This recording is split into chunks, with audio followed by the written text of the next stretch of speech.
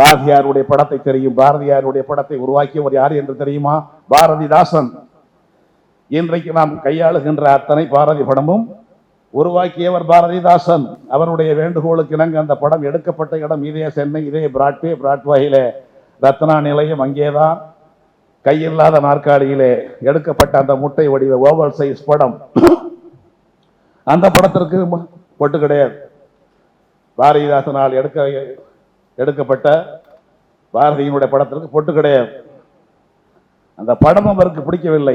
எடுத்தவர் பாரதிதாசன், அவருக்கு அந்த படம் நிறைவளிக்கவில்லை. என்னது எங்க ஐயர் தான் சொல்வார். ஐயர் என்றால் தென்னார்காடு மாவட்டம் பக்கமில்ல, ஆசிரியர் தானே பொருள். ஐயர்னாலே ஆசிரியர் தான். ஐயர்னா தலைவர், அது இலக்கணத்துல. நடைமுறை வழக்கில் என்னைக்கு இருக்க ஆசிரியர் பொருள். இவர் ஐயர் தான்.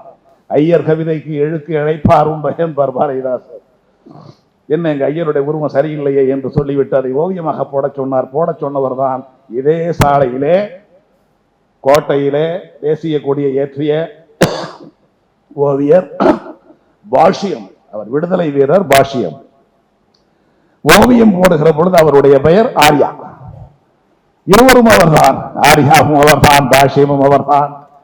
அந்த பாஷ்யம் என்று சொல்லப்படுகின்ற ஆர்யாதான் பாரதிதாசன் கொடுத்த பாரதியினுடைய படத்தை ஓவியமாக்கியவர். நேக்கே பொட்டுருக்கு இவாளுக்கு இருக்கணும் வச்சுட்டார். அது போய வச்ச பொட்டு. பொட்டோடி இருக்கிற பாரதியார் ஆர்யாவால் தான் அந்த படம் பொட்டு வைக்கப்பட்டது. இந்த உண்மைகள்லாம் சேர்த்து சொல்லணும்.